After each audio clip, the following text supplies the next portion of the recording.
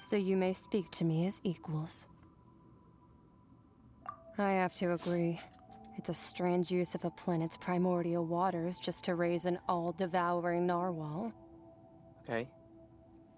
That kind of power is wasted on it. It's not cooperative. It eats too much. And I have more important things to do with my time than pet sitting. The only thing that creature has going for it is its looks. Her voice sounds so familiar, but I don't know who she is. All in all, it fails as a pet. I'm trying to remember. Miss Skirk? I think you might have missed the point.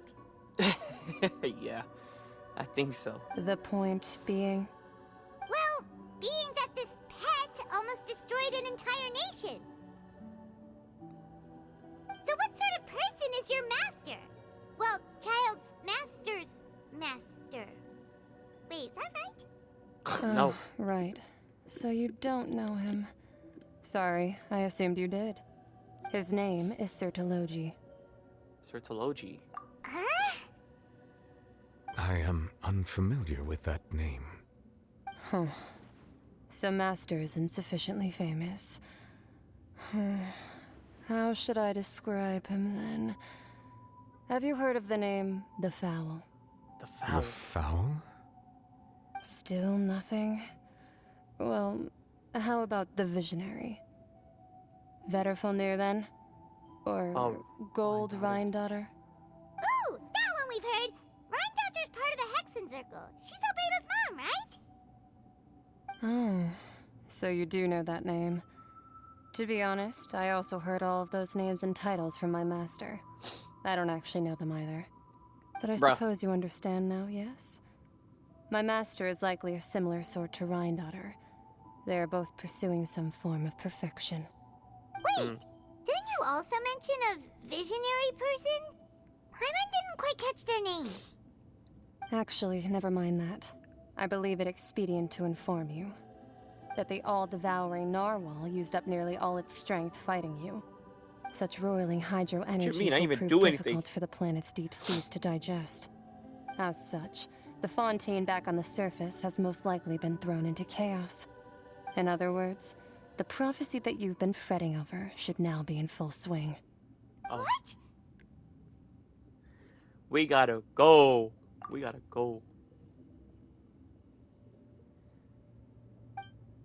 Not to worry. Focalors has already managed to deceive the heavenly principles. Oh yeah, that's right. In the end, the people will all be dissolved into the waters, and only Farina will remain, weeping on her throne.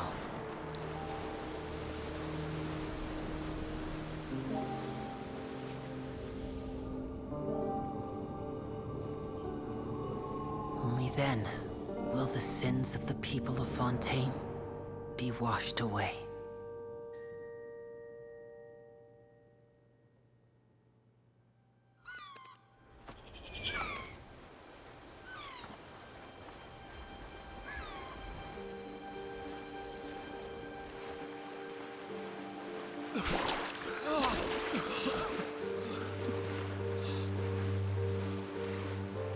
Hey!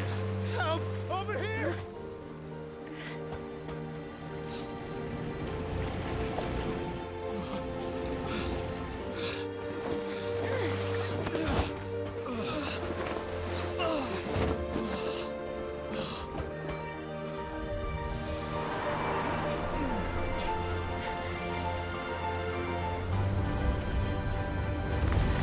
When it comes to the ship that twice we did.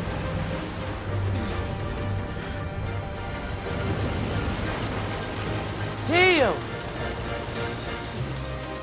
Also, All hands, initiate emergency rescue!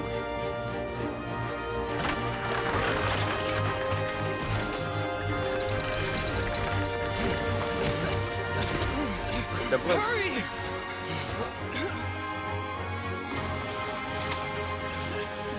Hey, lend a hand!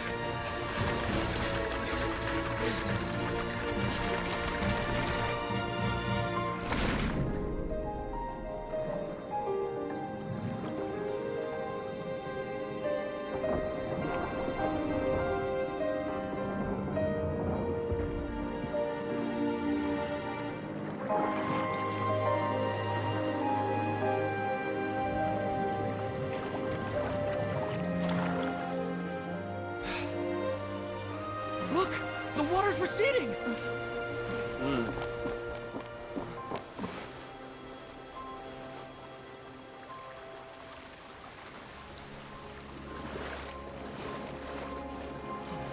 It's a miracle! Water's receding. We didn't dissolve. The prophecy was wrong. The prophecy was wrong.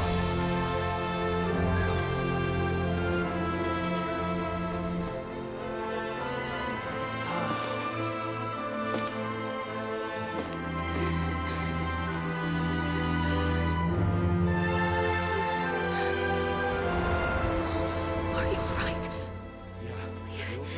We're saved. The prophecy was wrong.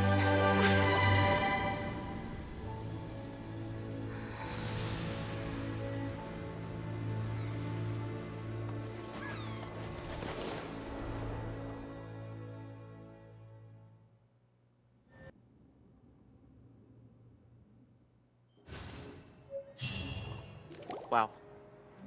The soil renewed. The Spina di Rosula talks post-disaster rebuilding.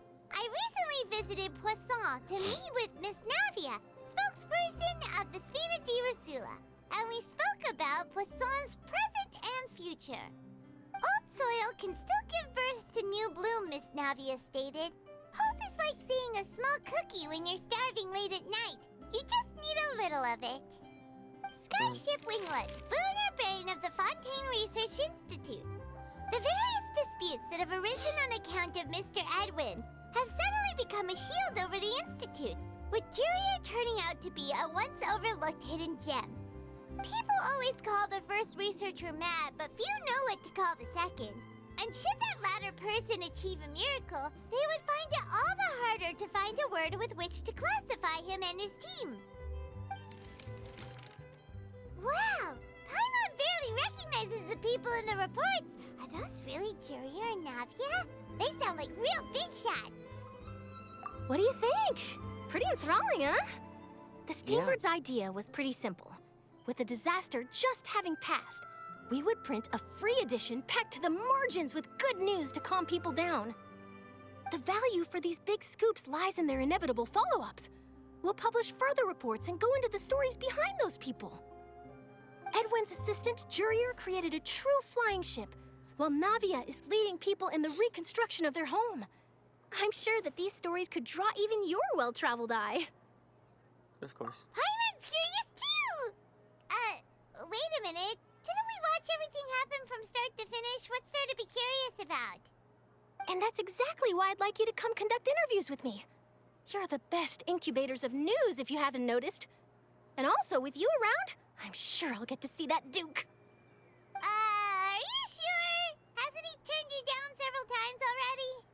Oh, this time will be different. Come on, let's head to Poisson first, and then make a trip to the fortress. There are some things you'll only know when you get there. Sure thing, Charlotte.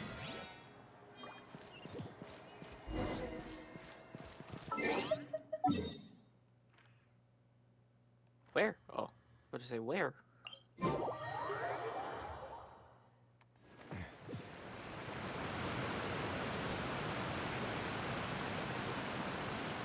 Like worms.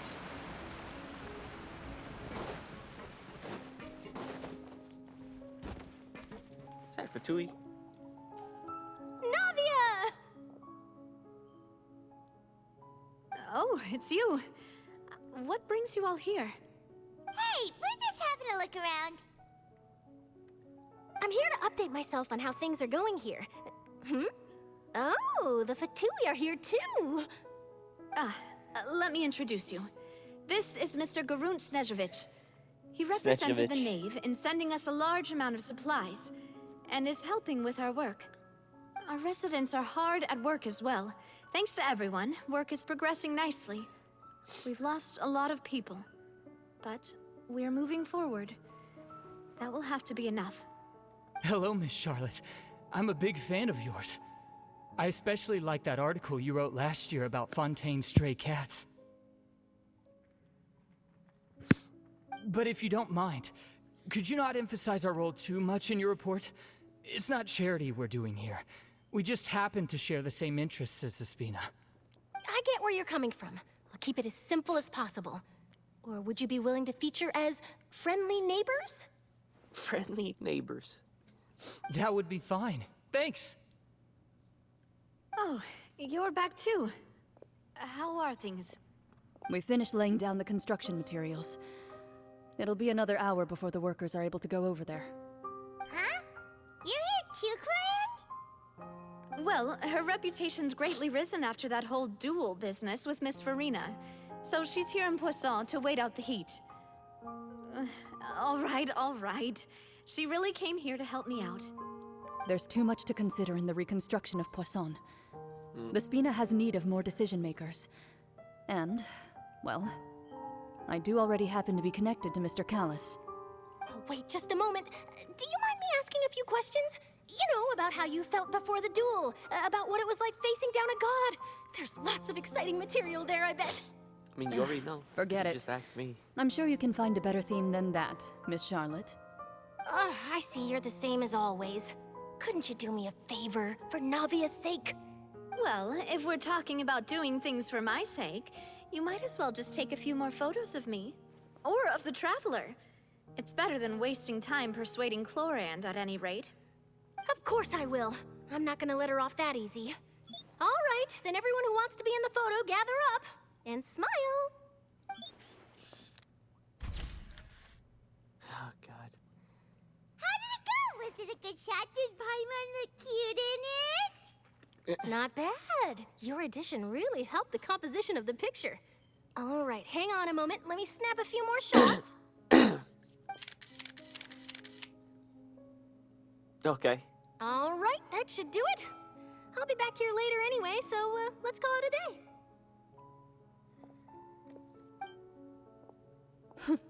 You're very quick. Speed is of the essence when it comes to the news, and freshness is the key. Also, not to brag, but I'm pretty good at building connections. Who knows? I might eventually get that interview with you after all, Miss Chlorand. Wow, you really do have that never say die spirit. I'm impressed. I'll hazard a guess that this is how you got that interview at the Fortress of Maripede. Whoa, you're well informed. Let me make a guess too. I asked Sijuin, who told Monsieur Nervillet, and he told you, right? That's a very complete information chain. In truth, all Monsieur Neuvillette asked me was, when did the fortress become so friendly towards the media? I told him that it was best not to speak too soon. There's no guarantee that Ridesley will make a personal appearance. You're right. I've got to treasure every moment I have with them. In which case, I'll be making a move first. Stay safe now. And tell me if you hear anything interesting. I'll treat you to afternoon tea in exchange. Sure. Why not? Look, he's right here, bro. You seem curious about the fortress. Of course. That Risley. I still remember going down to the fortress to grill him for information on my father's case. Boy, did he take me for a ride. Without telling me anything, of course. Bruh. But he did invite you to tea, didn't he? 2 large pots of it, in fact. It was good tea, though. I have to agree. The tea there is very good. Speaking of that, would you like to have some today? I mean, you've got time, right? Well, I'd be partial to some shortbread. Wow, it's like we've got a menu or something. Sure. Good. What flavor of biscuits would you like, Mr. Snezhovich? Me? I'm fine with anything. But I would prefer chocolate, should you have it. All right. Leave it to me. I'll go over the newly arrived supplies with you later, Mr. Snezhovich. We should be able to finish the preparatory work today. That works great for me. Huh. Is it just me, or did you get a new lipstick? I did. It was a gift from Sijuin. Want to give it a try? I think the color would suit you, too.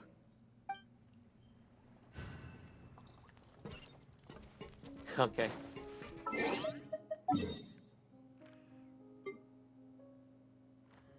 To the Fortress of Maripede.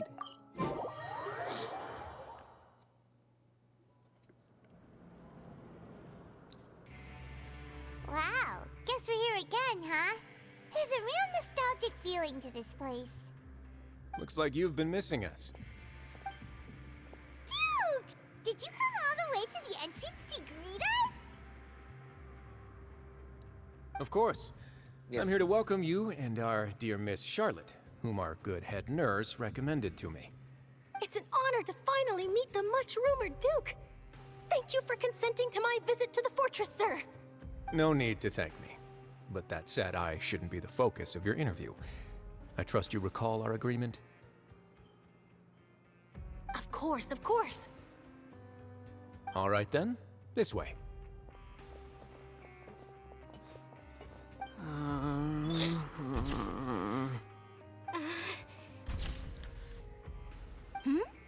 Hey, no need to be so nervous.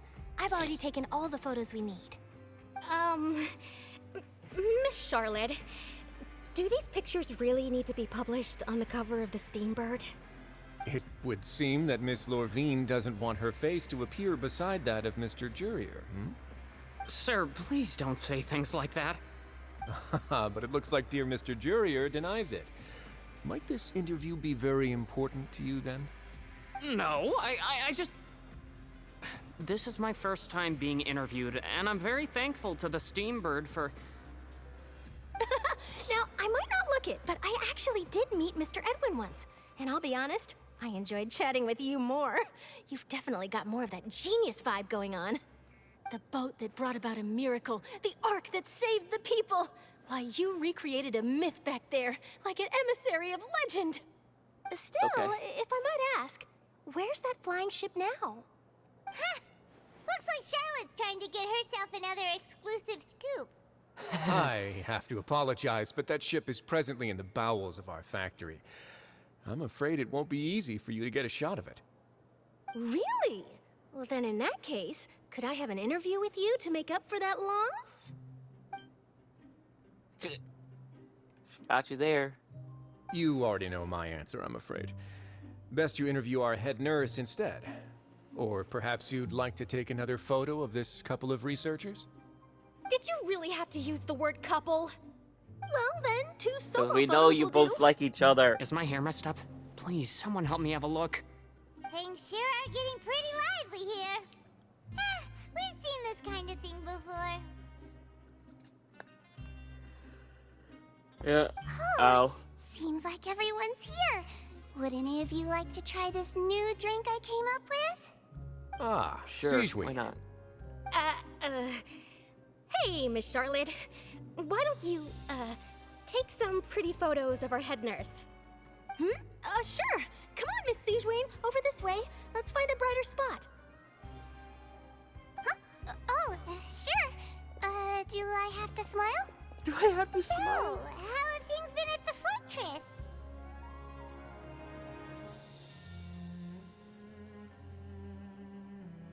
Same old, as you can see. Fontaine's undergone some changes, but this place is still more or less the same. Other than that flying ship, it got a tad too much attention, I think. That's why I decided to let the interview go through. We should direct more public opinions toward the behind-the-scenes heroes. Am I right, Mr. Jurier? Miss Lorvine? You're too kind, sir. I believe that you too should have your day in the sun. Not that you would want that, which is a pity. I'll just leave the spotlight to you two.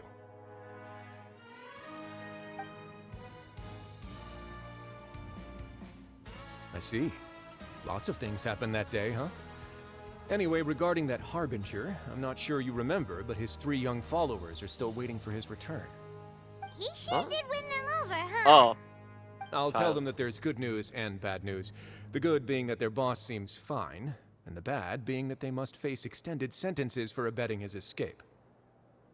Oh, actually, what about you? Are things gonna change for you too? What change can there be? The fortress will keep chugging along, and so will my duties. As to what Miss Farina's departure will mean for the nation, and if our laws and governance will be transformed, we'll leave those to the folks in the overworld. Hey everyone, the photo shoot's done. Wait, so does that mean... Good. In that case, let's call it a Wait, day. so that means new Thanks for life your to cooperation. Archon. Come on, traveler, let's go. Till next His time, power everyone. back to him. So technically he's... There'll be a Archon now? next time? Maybe? Right. Who knows? I might write a story about the underwater factory next time. Until then. All right. Last stop, the docks. Let's see what they gotta talk about though first. Oh, you know, I'd love to see you in one of Charlotte's photo shoots one day. Is that really necessary? Our line of work doesn't really require much photographing. It's precisely because we don't need the picture that they'll have value as keepsakes. You don't really look all that opposed to the idea, you know. Maybe I'm just happy that I managed to once again avoid the spotlight. I think this interview went well either way.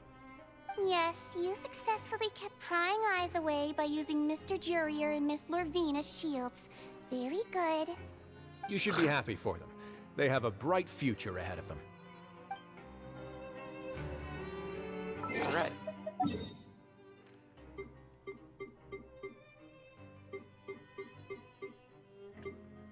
The hell? What was that all about? No, they're underneath, okay. Yay! I missed. Yeah, I gotta get a little closer.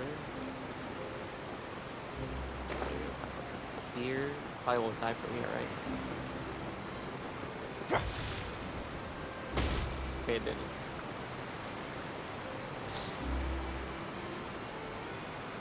I didn't see them! They really are here! How did you know? Cause family. Navia mentioned that she stayed in touch with Linny and the others after working together. Apparently, they've been at the docks distributing these strange pockets the whole time since. Traveler, Paimon. Ah, and Miss Charlotte, too. Would you like a magic pocket? What sort of gadget is it? It's a wondrous bag that can be used to carry many things. The water level has returned to normal, but if you see any of your things floating around, you can use this to carry them. Or you could trick a friend into doing it for you. Trick a friend? I wonder which of my friends would fall for that. Paimon. You could just make a friend like Fremine here. Isn't that right, Fremine? Yes. Is this what you meant by I'll help you make some more friends? To be honest, Maybe. that sounds pretty sweet. Could I have your contact, please? Sure. Please, write down my address. You sure are working hard to help Fremine socialize. Damn right. He was the one who proposed doing this. He even wants to assist in our magic shows. Yes, I was planning to first introduce Pear as an assistant, and later Fremine himself. In the future, I think we can leave underwater escape magic to him too. That said, would anyone want to see a diver escape underwater? Oh, it'll work out. Every journey begins with the first step. He'll become a part of our show eventually. Sure.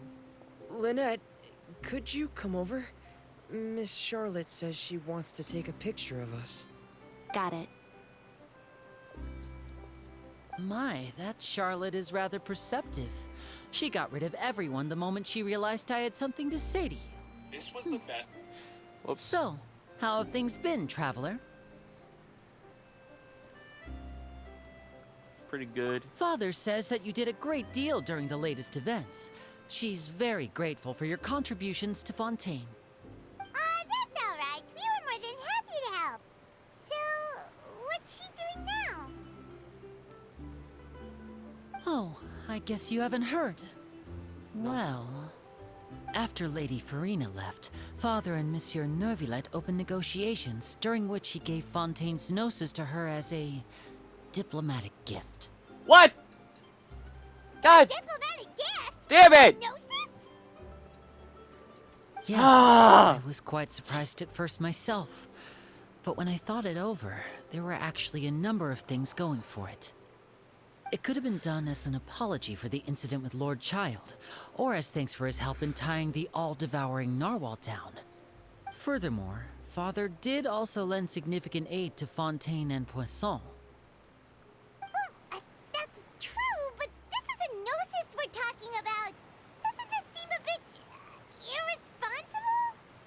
I would agree, but I've also heard that it seems that Monsieur Neuvillette has had a significant change of heart regarding the matter. So there's some reason for this that only Neuvillette knows about? I suspect you'll have to ask him about that yourself. Ah, yes, speaking of which, I did see him strolling around the entrance to the Fortress of Meripede a while back. Isn't he real busy and stuff? Paimon didn't think he'd have the time for that. But back to the topic. The Gnosis was given to the knave, right? What about Yes. Child? They say that he's returned to Snezhnaya to recover from his wounds. I hear that the recent disaster really did a number on his health. Of course. That's true. When you think about it, we've had loads of run-ins with the Fatui. To think we'd be allied with them this time. So shocked by such a simple switching of sides? God damn it, Knave. Father! Well, well, what do you know? Come to the docks to see how my children are doing and meet the Traveler by chance. Please do not pay my accomplishments in Fontaine too much mind. I would have done them regardless. Can you please show us what the Gnosis look like? Take the Gnosis back to Snezhnaya? That is our duty as harbingers, yes. Don't be too preoccupied with sides. The goal of the Fatui concerns not a single place or person, but the entire world. With such a grand goal in mind, it is inevitable that we must wear many masks. I don't know, but I Switching still my feel like masks you're gonna betray this is something I've always done. Well, that depends on many things. No one truly knows what the future holds. What good is honesty if you can't rely on it forever? As for you, I very much look forward to our next collaboration. Good things cannot be achieved alone, and you've proved yourselves to be great partners. Of course. A vision? All right. I'll remember to return it. Thank you for keeping it safe for him this entire time. And that's a wrap for me. Huh? You're... Greetings, Miss Journalist. Hello. If I'm not mistaken, there are diplomatic channels I'll need to report to take a photo of you. That is correct. So forgive me, but I will not be able to serve as a subject in your article. However, feel free to write as much as you'd like about our dear magicians and our upcoming rookie talent. I will. The sea breeze is quite pleasant. I shall continue my walk while the weather remains so agreeable. Farewell. Farewell, Father. Oh, she has such an intimidating presence. I didn't even dare to take a picture. Thankfully, I've already wrapped up all my pre-scheduled interviews. Thank you all. This'll be more than enough for me to write about, I'm sure. Don't be too nervous. Why don't you take a magic pocket before you go? Here, Traveler, Paimon, you take one too. To move things about? That's right. Funny. I was giving out magic pockets when we first met too. Of And course. what do you know? I'm doing the exact same thing right now. Yeah. So many things have happened, but the pockets are still the pockets. I guess this must be life. We will all follow our own paths, and serendipity will lead you to your fated friends. All right then. We'll be handing out pockets in some other districts later, so we'll get going now. Have a good day, you two. Later. Well, guess we sent Charlotte, huh? Shall we go see what Neville's doing? I'm always skipping Paimon, bro. It's like the 5th time I did it this whole So, story quest. Not this story quest, but the other story quest I did.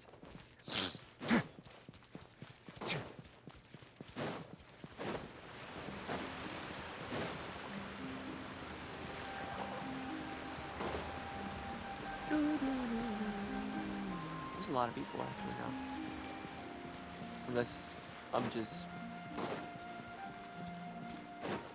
been here for a bit. Never led. Fortress! Ooh, he really is there! Never led. Never led.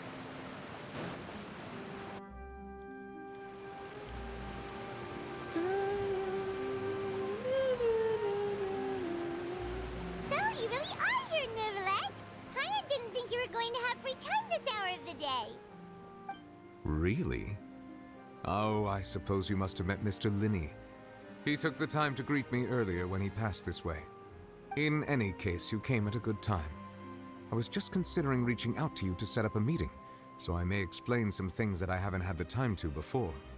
Okay. Aw, Paimon's glad that you remembered. Thank you for keeping us on your mind, what with you being busy and all. Alright, let's have it then. How was Fontaine actually saved? The whole business is still quite the mystery to us.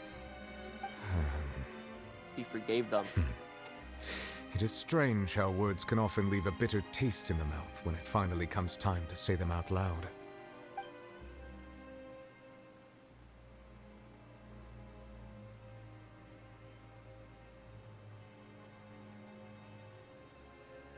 Whoa. So that's what happened? Focalors destroyed the divine throne of the Hydro Archon and restored your power to you, transforming you into a fully fledged elemental dragon sovereign. But Paimon still doesn't quite get what you did to save the Fontanians from dissolving. For me, the authority of the ancient dragons refers to absolute control over the hydro element.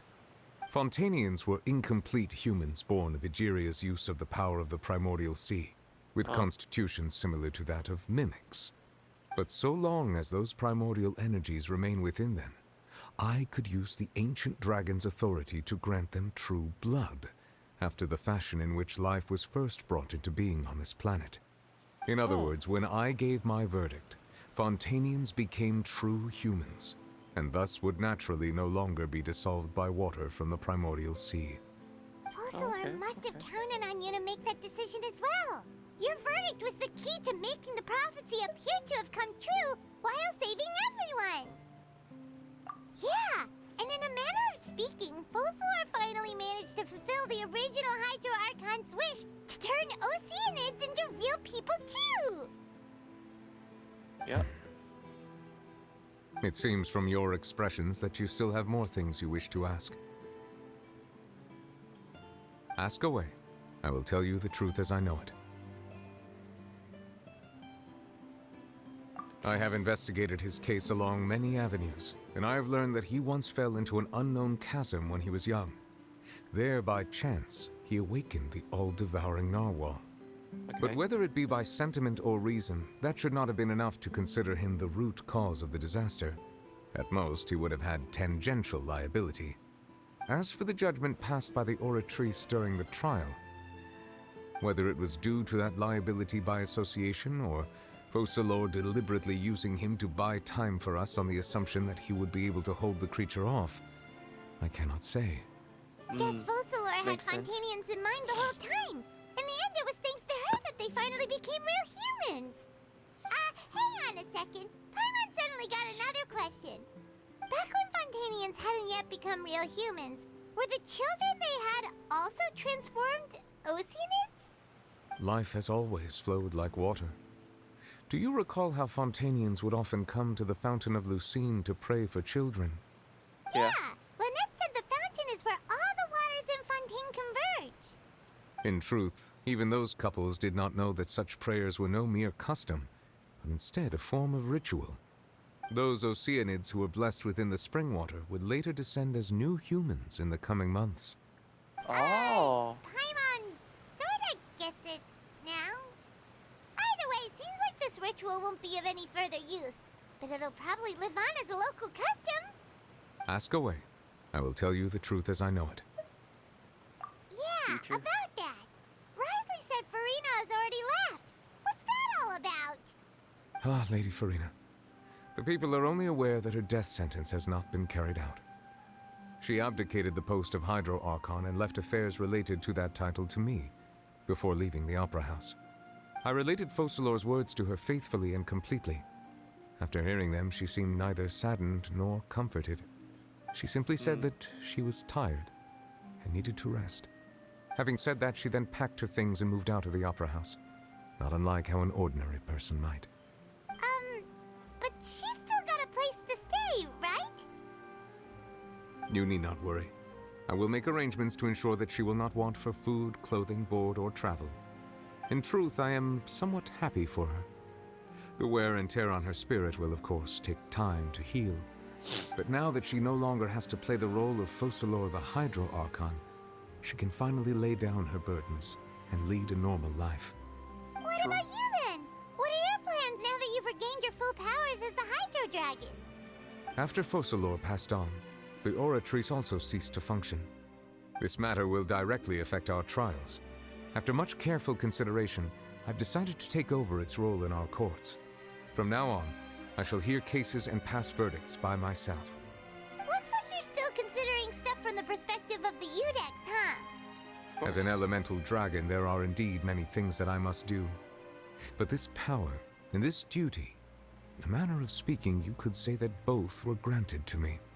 As such, before I attend to my other responsibilities, I must first and foremost continue to serve Fontaine as its highest judge. The duty of the Hydro Sovereign and the duty of the Udex shall coexist within my person. Additionally, the Hydro Archon's departure has brought about another problem, which is that the Opera House shall no longer produce indemnitium. That's true. That power was derived from the people's faith in the Hydro Archon, wasn't it? Wait, but the various mechs and machines in the city are all still okay. Where are they getting their energy from? As I am now, I have full command over New Musia, and it can serve as a complete substitute. Another reason why I cannot quite leave Fontaine immediately. Wow. This ancient dragon's authority stuff is really quite useful, huh? Ask away. I will tell you the truth as I know it. Oh, that's right! They say you've given it to the knave as a diplomatic gift or something! Leaving aside their intentionality, the two Fatui Harbingers have indeed done much for us during this crisis. Their sole remaining goal in Fontaine, at least at this point, would seem to be the Gnosis. The Oratrice has ceased to function. The Hydro Archon's divine throne is now no more, and I do not need the Gnosis's power. As such, it has lost all meaning for Fontaine.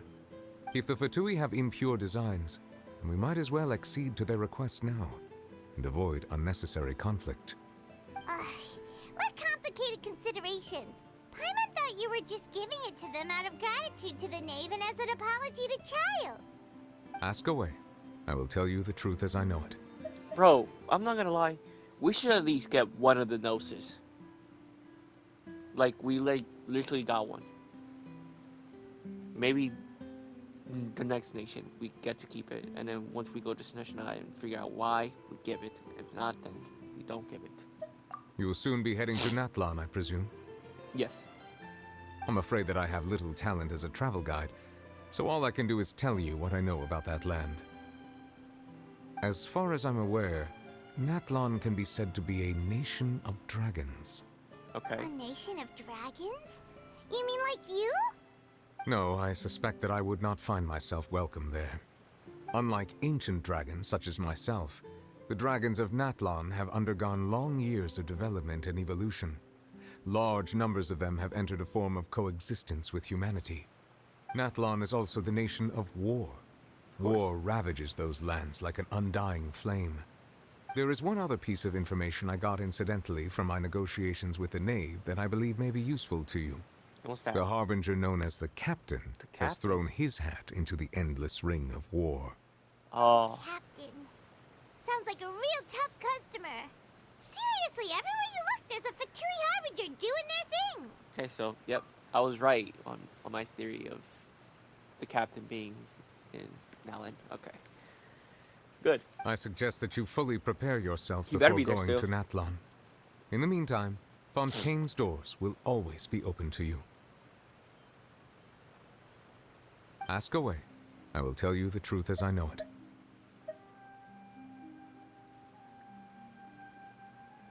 You will soon be heading to Nat. I'm afraid that I have little talent as a travel guide, so all I can do is tell you what I know about that land. As far as I'm aware, Natlan... A nation of dragons? No, Very- I suspect very- unlike very ancient good. Natlan is also... There is one other piece, the harbinger known as the Captain.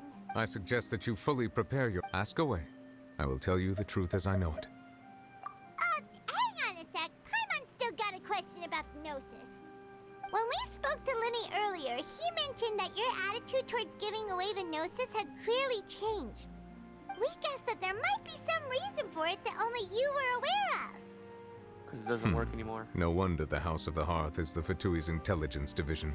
They are certainly sharp.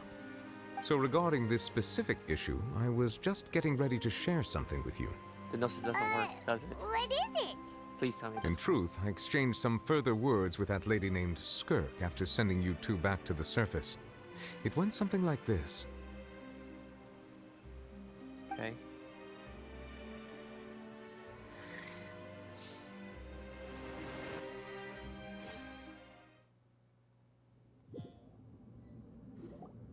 Well, we're going to head topside to see what's going on. You hurry over soon as well, all right, Nervalet? What next? The all-devouring narwhal isn't here, so I'm no longer getting any interference. I can finally catch the scent of your power, what it's made of. It is the authority of the planet's primordial dragons, but with something very similar to a god's curse mixed in. It's quite a novel blend. I'm sure I've encountered something like this before. What was it again? I do not know what you speak of. Ah, of course. How could I forget? You should have the remains of the third descender on your person, yes? Ha. Remains? I've never heard of any such thing. What? Huh. According to your parlance, I believe it may be called a gnosis. Well, that much is true.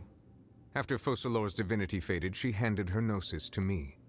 But I fear I have never heard of it described in the manner that you just did. I've been training with my master, the Foul, ever since I was young, and I have never returned to the surface since. So most of the information I possess, I got from him. It is only natural for those who are greater than humanity to possess a different sort of common sense, which is why there are so many problems in our attempts to communicate with humans. Regardless, you should probably get rid of objects of misfortune to prevent any disasters from befalling you. To live in itself is a blessing. But once a person dies, the bonds he once had with this world shall all turn to curses. Wait, so does that What mean do you mean by that? Imperious Archon was a descender? No need to fret. These are just my personal thoughts, and my reason for no longer wishing to return to the surface. This third descender you refer to, who are they? And when did they die? Master never mentioned them to me. Perhaps it just wasn't that important for me to know. If you're interested, though, I could ask him.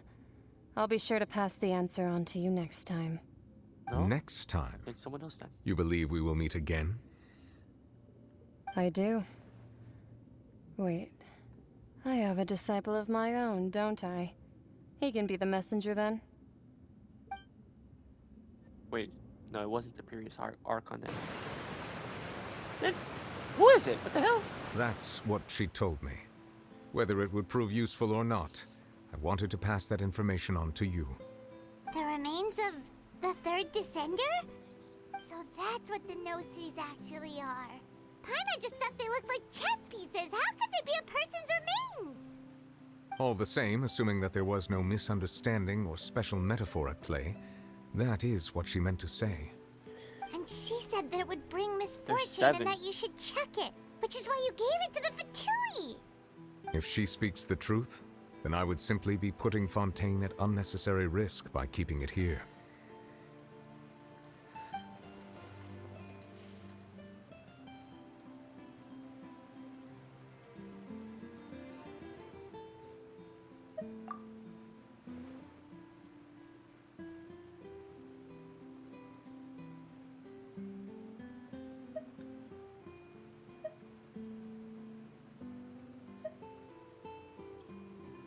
I had guessed that you might already be familiar with this concept, but I did not expect you to be one of them.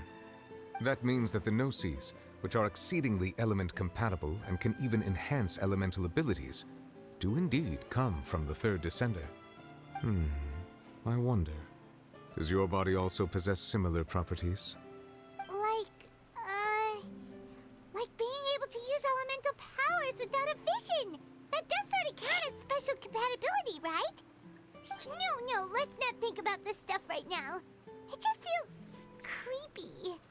Comparing the Traveler to the dead third descender and all. That's what you say, but this topic still feels like bad luck. Once Child recovers, let's get some more answers out of him. Or go look for his master and get the answers that way. I too believe it unwise to make too many blind guesses when information is lacking. The same is true of being at court. All right. Whatever the case, it seems like the crisis here in Fontaine's over for now. Yes. Yes. All of Focalors' efforts were for this moment as well. But she sacrificed herself in the end as a god, and she suffered through all those years as a human. Was that really what she wanted? I suppose that would be the mystery of a god's will.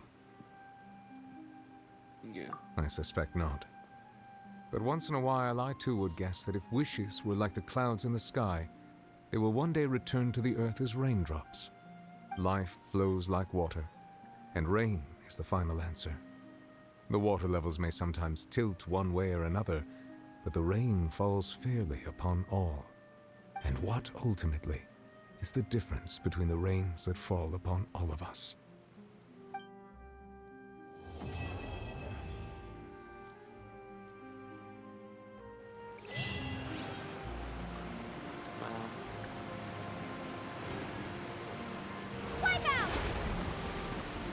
I didn't mean to do that, but like, damn. So the third descender is in the Gnosis. Okay. Wow.